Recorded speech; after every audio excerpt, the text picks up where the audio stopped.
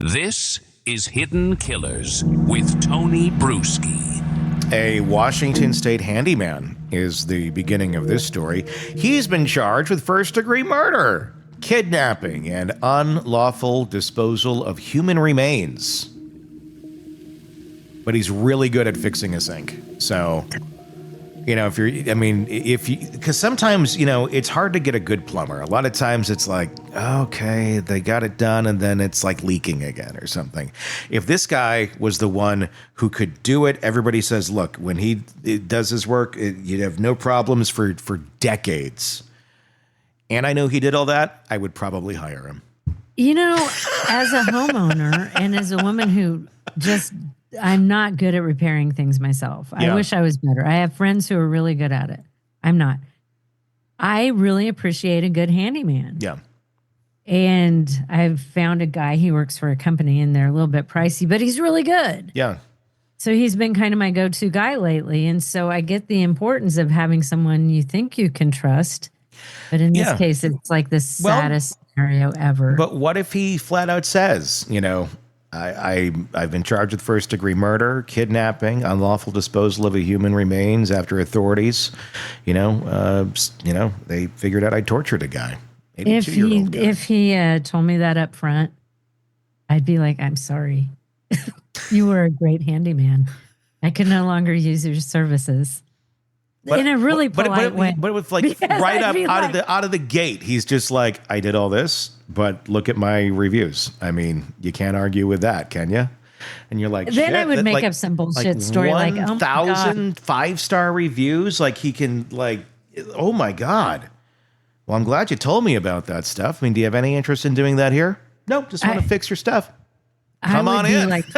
No, I'd be like, after that conversation, I would put him down quite gently. And I would be like, you know what? My friend's husband, they're needing money really bad right now. And he's really good at it. So I kind of already told them that I would use them. I'm so sorry. Don't murder me. I think you make friends with the killer, honestly. And then, because if you're friends, he's probably not going to want to kill you. I don't know in this scenario. Yeah, that's true. I don't even know this case yet. I'm literally finding it out as we go. So I'm not trying to make fun of the case. It's horrific. It's horrific. But that was just kind of funny.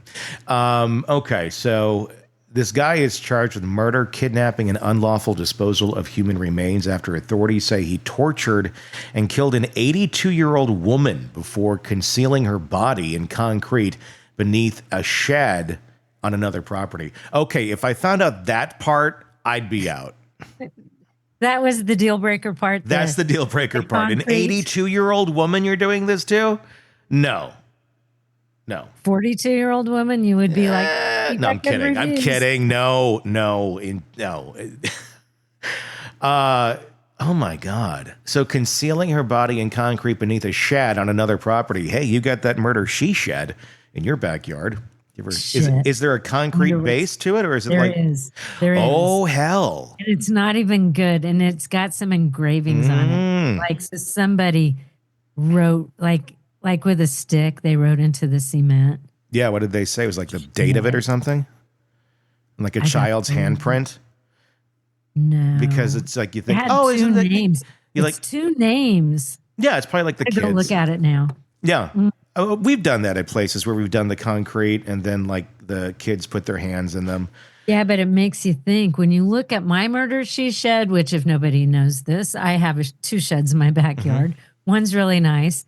One of them was probably built in 1940 when the house was built. It's quite old. And it looks like a place where you could, like BTK would have used it as his little shed. And strangely enough, just up the road, BTK did. And just last year, they dug that shit up and found pantyhose. Yes. So, yeah, because I don't live very far from BTK's house. But there's that. But so I don't know how, because we were joking about it being my she shed. And then it was like, it really looks more like a murder she shed. Yeah, and there's a crutch that was in there. This was it 2 crutches or a single crutch? I think it might be a pair of crutches. Okay. And found them in there. One day I was in my backyard doing some work and I went in that shed for something. And I looked up. I'm like, what the hell is on the shelf there? Because it was on the top shelf and it's black. So I'd never noticed it before. And I reach up and I'm like, I don't know what that is. So it's all wrapped up and it's got it's twist ties. So it's wrapped in black plastic and it's super secure. So I call my friend Phil, can you come over, tell me what this is? Because I don't even want to touch it. And he grabs it and he goes, oh my God, these are crutches. So and they're still back there because I'm like, I don't know why there's crutches in my murder sheet. Because they're gonna stay there. Whoever used those crutches is buried beneath the concrete that you're standing on. And then now you've got me thinking, because the concrete looks like it might have been poured at a different time than the murder she shed was built. So there you go. And there's the two names. That's There's not two names kids writing their names in there. That's the victims. This is how I would have connected the dots when I was 9 and Obviously, trying to solve a mystery. We went up our creek as children, me and some of the neighbor kids, and we found a rolled up carpet. And so of course there must be a body in it. It smells horrible. It's under a bridge. And I mean, in theory, it's a little weird, but so all day long, our parents are at work and we're going through the creek and finding random artifacts and things. We found a rusted telephone and this and that.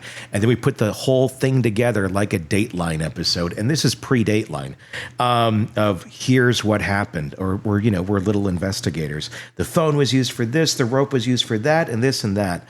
And we had the whole murder scene mapped out. And then my dad got home and we said, there's a body under the bridge. And hate to tell you this, and everyone was what? And then my friends no, there's a body and then they're like, oh shit, so they didn't say shit. They'd be like, oh shoot, maybe there is a body under the bridge. David, you better go out there and look. It's like they're Irish people or something. Not Norwegians and Germans. Yeah. Irish. Oh yeah, I don't know. That was sounding a little Irish. And so my dad goes down there with a pitchfork, and I go down there with him. And I'm standing back, and I can still see this to this day, where he's unrolling, the carpet, because it's kind of on a little sandbank under the bridge. And it just smells awful. So I've got my shirt over my nose and all that, and rolls back slowly. And there's the bodies of 4 children. No, I'm kidding. No, there's nothing. There's absolutely nothing. It's just somebody rolled through their carpet in the river, and that was that. But I do get how you came to that conclusion, and I love that your dad followed up in the way he did. Yeah, it probably had a took you quite seriously. Couple Bush beers before that, just to make sure that he could. You just never know what you're going to walk into. Maybe. And from then on, my father hasn't believed a word I've said on anything in life. I love that little Tony's like, Dad, we found a dead body. Jeffrey Zizz, back to this story. 47, Zizz. I almost thought it said jizz. Jeffrey Zizz, 47, is accused of murdering Marcia Norman, 82, a woman he had known and maintained a friendly relationship with. So she's looking at him like, oh, this is a nice young man. Because she needs a good handyman, someone she can trust. Yeah. I get that. Following dinner plans on April 1st, according to Thurston County investigators, Zizz brutally assaulted Norman over the course of several hours before killing her and attempting to cover up the crime. The investigation is one you cannot unsee, said Thurston County Coroner Gary Warnock during a press conference Monday. In nearly 25 years in this office, this is the worst case I've witnessed. God. Norman's remains were discovered encased in concrete on a separate property where Zizz was also conducting business. That's a weird thing to think about. Because these people are... Because that's probably somebody else's house that he's been helping them out. I just had a pool built last year. And it's wonder what's in the underneath that. Because there was a day where they're like, Tony, you can't come to the backyard. They put a bunch of fencing up all around it, and I couldn't see anything. And then there was like a couple trucks that drove in, and you could see them like kind of hurling things in dark bags. I thought it was just like, concrete mix or something. Now you're going to have to dig up that beautiful pool. God. You got to find out. Wow. Now I'm thinking. Court documents reveal Tony's that. like, nah, I'm not going to do it. I think we're beautifully breaking up this horrific story with laughter. Because it is a real, and I do want to stress this. This story is horrific. Yeah. And it's almost too much to think about, which is why we kind of have to add in something. Yeah. I mean, I'm not making fun of this at all. It's horrific. Court documents revealed that her wrists and ankles were bound with long black Velcro straps, that she had suffered both blunt and penetrating injuries to her head, torso, and limbs while still alive.